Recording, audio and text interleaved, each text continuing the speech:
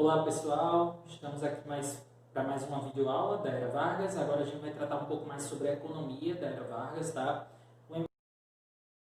Lembrando que quando trato da economia aqui, eu não quero tratar especificamente da economia em cada período da Era Vargas, mas sim as suas características econômicas totais.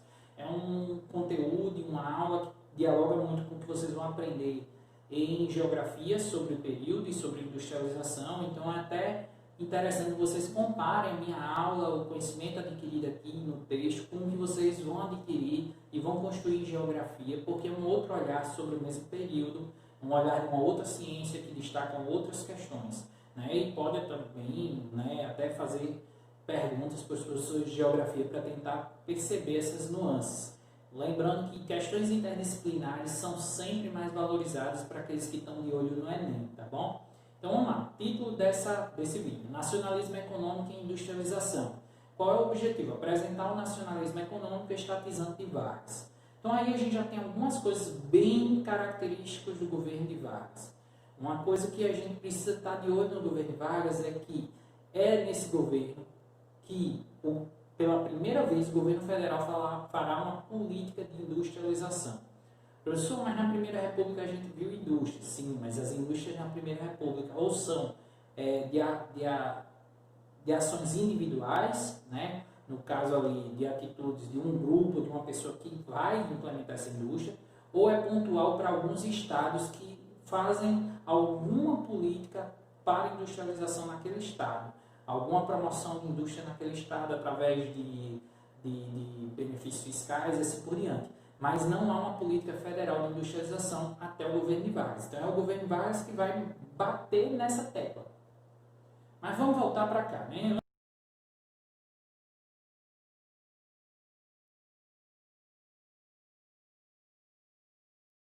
Antes da gente falar da política de industrialização, a gente não pode confundir a política de industrialização de Vargas com a ideia de que durante o governo de Vargas o país passou a ser mais industrial. Gente, tire isso da cabeça de vocês.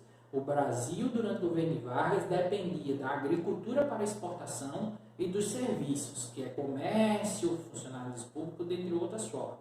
Então, se vocês observarem a tabela que eu trago aí para vocês, que vem falando da distribuição setorial do PIB no Brasil, de 1910 a 1950, se eu pego a década de 30 e 40, que é a década de Vargas, vocês vão ver que nesse momento a agricultura continua sendo mais contribuidora para o PIB do que a indústria. Então é importante vocês entenderem isso. É só depois do governo de Vargas, óbvio que isso ocorre por causa do governo de Vargas, mas é só depois do governo de Vargas que a agricultura, principalmente a agricultura para exportação, contribui menos para o PIB. Outra coisa que a gente não pode e nunca confundir é achar que uma economia, por contribuir para o PIB, ela contribui com a diminuição da desigualdade de renda. Uma coisa não está relacionada com a outra, tá? Mas isso também não é para a nossa aula e talvez até um tema que vocês possam questionar e fazer pergunta ao Claudemir, ou a Gerardo, ou ao professor de geografia, seja quem você tenha como professor. Estou citando aqui os nossos do nosso campus, mas pode ser outros, tá? Então, uma coisa que vocês precisam botar na cabeça. Continuava o Brasil dependente da agricultura para exportação. E qual é o principal produto na década de 30 e 40? Café. O café continuava sendo o principal produto e Vargas vai continuar com a política de valorização do café, valorização entre aspas, que é aquela política que a gente já conhece, onde o Estado brasileiro compra o excedente do café para tentar manter o preço do café, queimando esse café excedente quando necessário. Por exemplo, na foto aí vocês têm, em 1931, o café sendo utilizado como combustível de uma locomotiva. Em vez de usar o carvão, está sendo usado o café. Né? Para mim, um sacrilégio, um pecado, é uma coisa que a pessoa deveria ir para o inferno por fazer isso.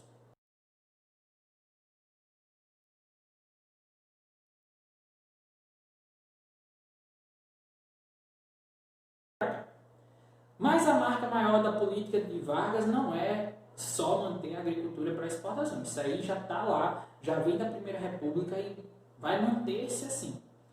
Vargas vai fazer diferente da Primeira República no quesito de industrialização. Ele vai fazer uma política de industrialização por parte do governo federal. O governo federal vai assumir que deve fazer uma política onde o Brasil se torne cada vez mais industrial, tá? Primeiramente, dentro do campo privado, ou seja, das empresas privadas, a iniciativa era substituição de importações. O que é que o Brasil compra mais de fora, importa, né? Que a gente possa produzir aqui e substituir essa importação. Nesse caso, o Brasil era um grande consumidor dos produtos têxteis, principalmente ingleses, norte-americanos, e dos produtos alimentícios, entre outros, tá? Então, o Brasil vai entrar nessa substituição de importação, crescendo sua indústria leve no setor privado. Então, vai crescer indústrias têxteis e indústrias de alimentos. No setor, principalmente estatal, ou no setor onde o Estado vai coordenar e o Estado vai liderar, a indústria que ele vai ser incentivada não é leve. O Estado não tem o objetivo de produzir tecido. O Estado tem o objetivo de produzir as condições materiais para que existam indústrias leves. Como assim? Para que eu tenha indústria leve, eu preciso ter maquinário, eu preciso ter metal, eu preciso ter energia. É nisso que o Estado vai investir.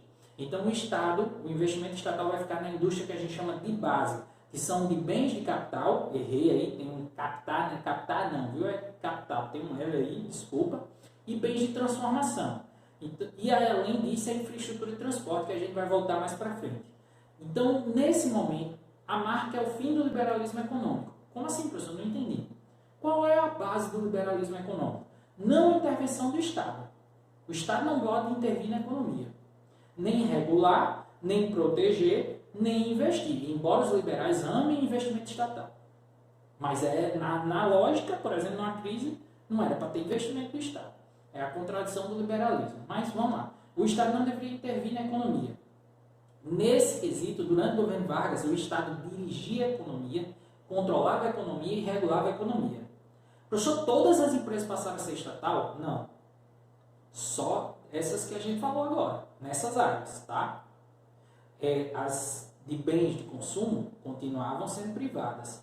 Não confunda o Estado de Vargas com a política de estatização feita pela União Soviética. Tá? O Estado de Vargas está muito mais próximo do fascismo e do nazismo, que controlava apenas as indústrias mais estratégicas. Tá?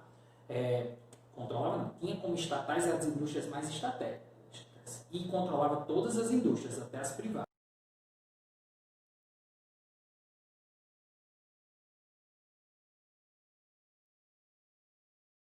Controlava no sentido de criar regras, de criar regulamentações, leis, e uma certa série de condutas que essas indústrias tinham que seguir nas suas produções, a ponto de manter e investir nas áreas que o Estado considerava as melhores. Mas o grande símbolo do nacionalismo econômico de Vargas, e é nacionalismo justamente porque ele está se afastando da dependência de uma indústria estrangeira, tá? E de uma economia estrangeira, ele quer que o Brasil cada vez mais se torne autônomo, independente, vão ser as indústrias estatais. Curiosamente, ele faz isso usando capital estrangeiro, tá? Então a gente vai ver até um exemplo maior, que é a Companhia Siderúrgica Nacional, que ele pega dinheiro emprestado com os Estados Unidos. Mas é isso, ó, siderurgia, ele vai criar a Companhia Siderúrgica Nacional, que é do Estado, o Estado produzindo justamente metais. Mineração, Companhia Vale do Rio Doce, que foi criada em 1942 para fazer a mineração. Lembrando que a Companhia Vale do Rio Doce, essa mesma de hoje, que tem todos os acidentes ecológicos que a gente conhece, ecológicos e sociais, ela foi privatizada nos anos 90, tá? Então ela não é mais estatal. Mecânica pesada, ele vai criar a Fábrica Nacional de Motores, que justamente era para construir os motores necessários, não tanto para a industrialização, como o Brasil vai investir na ideia de fazer um carro próprio, tudo não dá muito certo, mas tenta. Química, Fábrica Nacional de Alcalis, hidroeletricidade, essa a gente conhece bem, a Chesf, né, essa mesma que construiu a hidrelétrica aqui em Xingó, na década de 80, mas construiu nos anos 50 de Paulo Afonso. Sendo que a Chesf ela só vai funcionar depois do governo de Vargas, mas ela é fundada durante o governo de Vargas. Companhia Nacional de Petróleo, que aqui ainda não é a Petrobras, mas é o embrião da Petrobras. Nesse momento, o Conselho Nacional de Petróleo, tem muito mais um caráter de pesquisar a possibilidade do Brasil produzir petróleo e nacionalizar esse petróleo. Né? Lembrando que o governo Vargas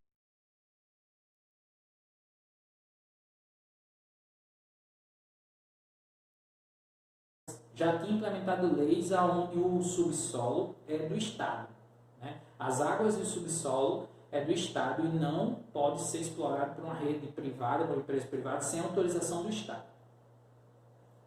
Então aqui eu tenho um cartaz que mostra muito dessa postura de Vargas com relação à economia. Esse é um cartão postal, não é um cartaz, e esse cartão postal servia para fazer propaganda de Vargas. Observe que no fundo aparece uma siderúrgica, né? Uma imagem da siderurgia trabalhando, na verdade várias siderúrgicas trabalhando, e Vargas aparece aqui no primeiro plano, no canto direito da imagem, como aquele que, né, construiu essa siderúrgica que está acompanhando os trabalhadores, de olho nos trabalhadores.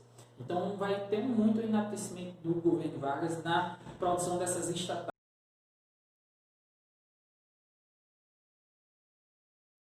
de bens de capital ou indústria de base. Tá? No setor do transporte, vai estar muito direcionado justamente a essa industrialização e o aumento, não só a viabilização de melhoria para a exportação da agricultura, quanto para a industrialização. Tá?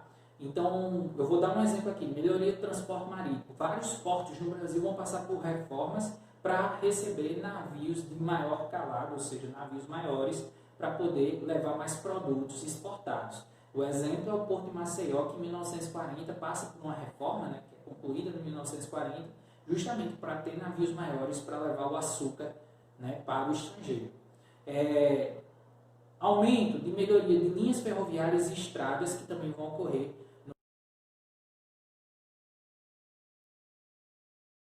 no Brasil, né, principalmente no litoral, nas regiões que tem essa exportação. Tá? Uma outra transformação que vai estar relacionada ao nacionalismo econômico e a Vargas fazer uma política muito urbanizadora é a urbanização da cidade, transformações de cidades para tentar elas assumir um status de moderna.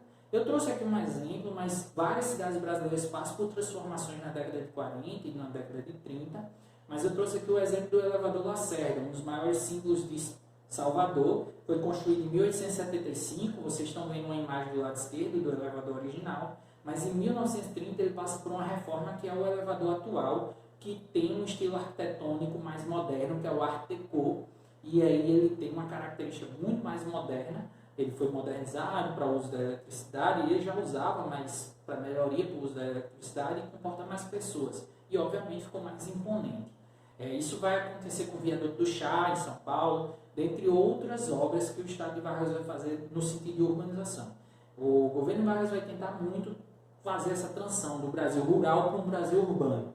Professor, ele consegue? O Brasil passa a ser urbano durante o governo Vargas? Não. O Brasil só passa a ser urbano, ou seja, a maioria das pessoas moraram em cidades na década de 70.